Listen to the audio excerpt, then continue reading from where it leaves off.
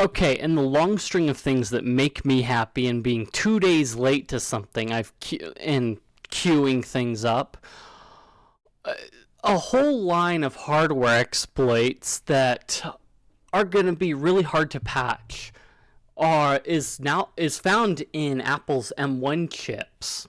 So, newly discovered, baked into Apple's M series of chips, allows attackers to extract secret keys from Macs when they perform widely used cryptographic operations. Let's see, the flaw, side channel allowing end-to-end key extractions when Apple chips run implementations of widely used cryptographic protocols can't be patched directly because it stems from the microarchitectural design of the silicon itself. Instead, it can only be mitigated by building defenses into third-party or cryptographic software that could drastically degrade M-series performance when executing cryptographic operations, particularly on the early M1 and M2 generations. The vulnerability can be exploited when the targeted cryptographic operation and the malicious application with normal user system privileges run on the same CPU cluster. So you basically have to it sounds like you have to get rid of a channel of processing power in order to be able to patch this out. So it comes down to, okay, so the CPU itself can be accessed, and we can use that to dump all these cryptographic keys from your system that keep your stuff safe, and dump it so that we can use it and your stuff is no longer safe.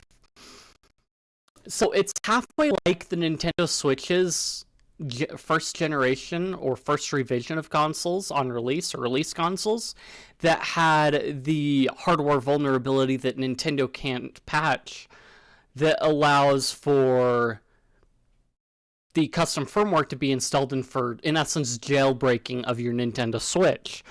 So the hardware vulnerability makes it difficult because it's like you can't just patch it through software all the time. And in the Nintendo Switch's case, it allows you to run custom software before the OEM software can even boot up. But in this case, it has to do with security and the security of your keys, which I would halfway think that this would be something that would be looked at by a company, but apparently not. And so you've got this proprietary chip that, and then a university discovers has a vulnerability elsewhere.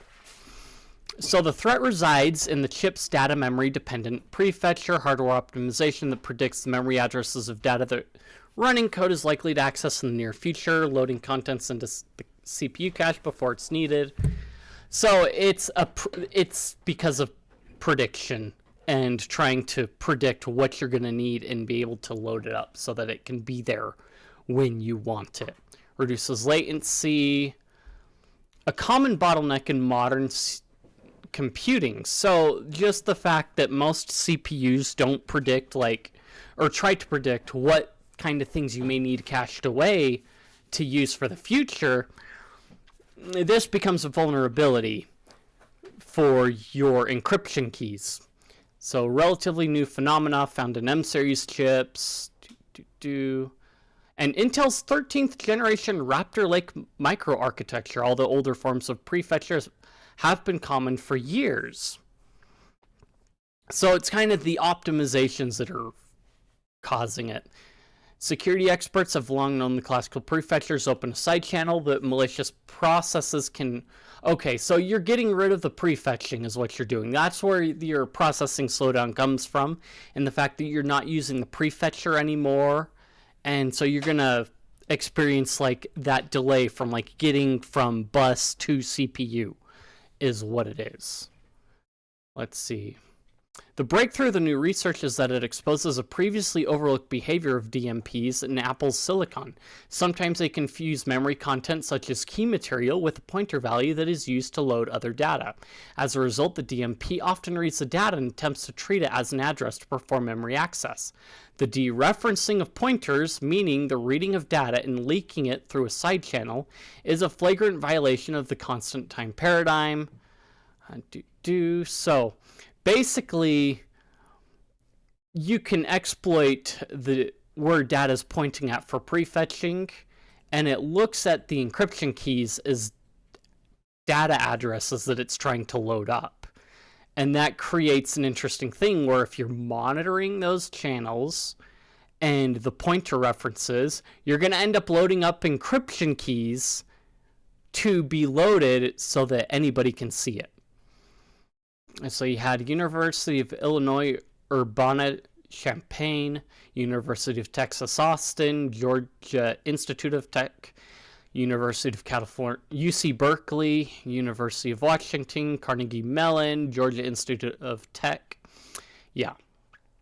So prefetchers usually look at addresses of access data, ignoring values of access data, and try to guess future addresses that might be useful. The DMP is different in this sense, as in addition to addresses, it also uses the data values in order to make predictions. Predict addresses to go to and prefetch. In particular, if a data value looks like a pointer, it will be treated as an address, where in fact it's actually not. And the data from this address will be brought to the cache. The arrival of this address into the cache is visible, leaking over cache side channels. So you basically cache away your plain text encryption keys per se, and because it looks like a pointer, just due to the behavior of the chip. We don't care about data value being prefetched, but the fact that the intermediate data looked like an address is visible via a cache channel and is sufficient to reveal the secret key over time. So whether there were double checks put into place is a whole other thing. Our key insight is that while the DMP only dereferences pointers, an attacker can craft program inputs so that when those inputs mix with cryptographic secrets, the resulting intermediate state can be engineered to look like a pointer if and only if the secret satisfies an attacker chosen predicate. For example, imagine the program has secret S, takes X as input, and computes and then stores Y equals S plus or whatever X to its program memory. The attacker can craft different X and infer partial or even complete information about S by observing whether the DMP is able to dereference Y. We first use this observation to break the guarantees of a standard constant time swap primitive recommended for use in cryptographic implementations. We then show how to break complete cryptographic implementations designed to be secure against those chosen input attacks. So let's see, the attack which the researchers have named GoFetch uses an application that doesn't require root access, only the same user privileges needed by those third-party applications installed on a Mac OS system.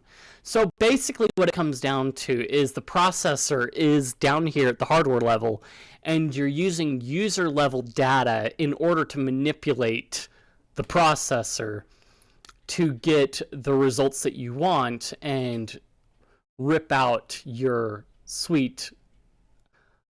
keys in order to be able to do fun, bypassy things. So breaking constant time cryptographic implementations using data memory dependent prefetchers.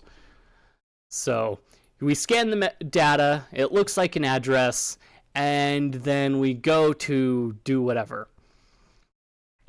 Attack works against both classical encryption algorithms and a newer generation of encryption that has been hardened to withstand anticipated attacks from quantum computers. The GoFetch app requires less than an hour to extract a 2048-bit RSA key and a little over 2 hours to extract a 2048-bit Diffie-Hellman key.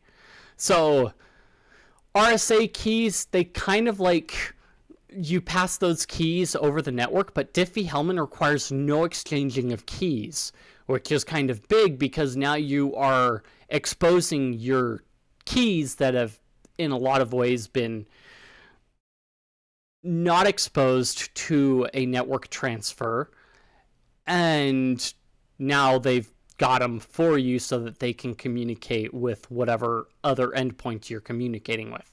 The attack takes 54 minutes to extract the material required to assemble a Kyber 512 key, and about 10 hours for a dilithium 2 key, not counting the offline time needed to process the raw data. It's takes a while, but I mean, you can set that going and not think about it for a while. RSA and Diffie-Hellman keys were processed implementations for Go and OpenSSL, and the Kyber and dilithium from crystals, Kyber and crystals, dilithium. All 4 implementations employ constant time programming, proving that the DMPs in Apple Silicon defeat the widely deployed defense. So Apple Silicon is the tool you use to get keys, basically, and Apple has given you this awesome security tool. Penalizing performance, like other microarchitectural CPU side channels, the one that makes GoFetch possible can't be patched in the silicon.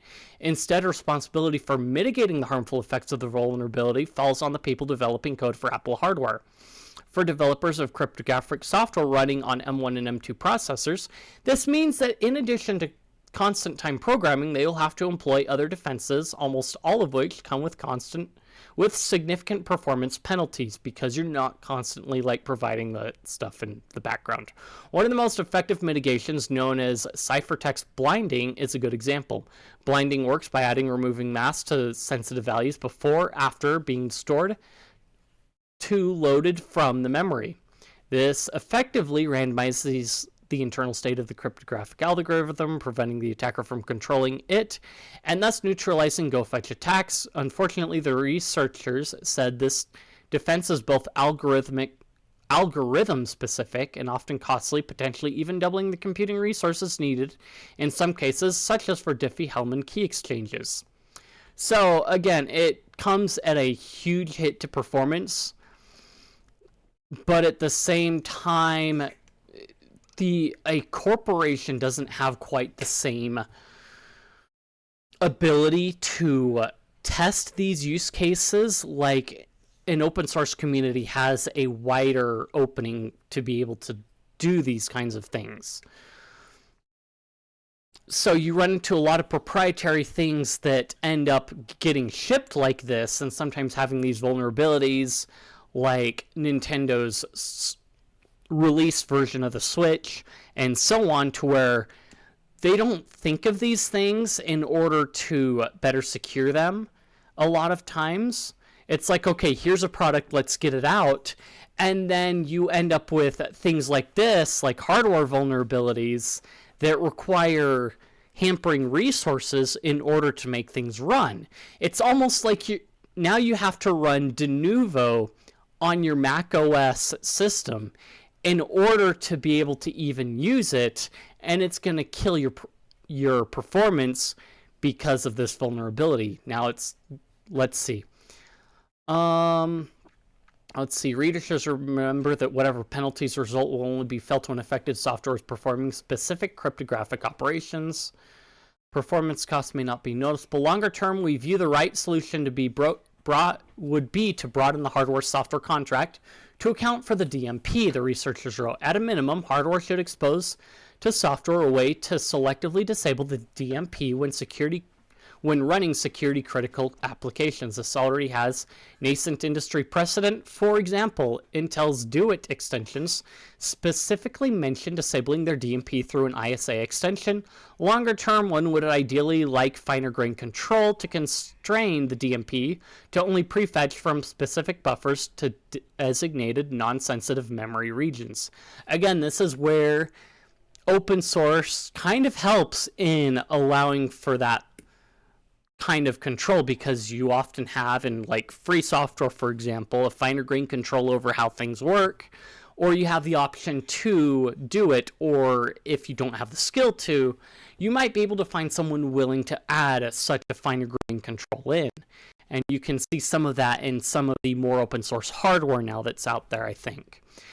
Apple representatives declined to comment on the record about the GoFetch research. The end users who are concerned should check for GoFetch mitigation updates that become available for Mac OS software that implements any of the 4 encryption protocols known to be vulnerable. Out of an abundance of caution, it's probably also wise to assume, at least for now, that other cryptographic protocols are likely also susceptible. If you're doing any cryptographic function in this, it's probably quite likely that they're vulnerable, honestly, because it has to do with cryptographic functions primarily. So these 4 were the ones that were tested with it, because they are the more modern standards used, but there's still plenty of other encryption algorithms used in protocols in order to, cryptographic protocols used in order to secure things. Unfortunately, to assess if an implementation is vulnerable, cryptanalysis and code inspection are required to understand when and how intermediate values can be made to look like pointers in a way that leaks secrets. The researchers advise this process is manual and slow and does not rule out other attack approaches. So, this is just a start, but the Apple representatives not wanting to comment on something is kind of like, are they gonna fit? It would be nice to have a comment. If your stuff is vulnerable, you should comment on it, even if it's in PR speak, like, we're working on it, we're aware of it now, we're working on it, and we hope to have a solution soon. Not just stay silent and hope it goes away. Because now that this is out in the wild, it means that every Tom, Dick, and Harry knows that they have access to it if you don't release a way to mitigate it. If you enjoyed the video, then like, comment, subscribe, feed the algorithm, boost the video up, share this video with your friends. If you found it informative or you just want to chat, I've got plenty of places in the description, Discord, Guilded, and what have you. Check those out, and I will see you guys in the next one.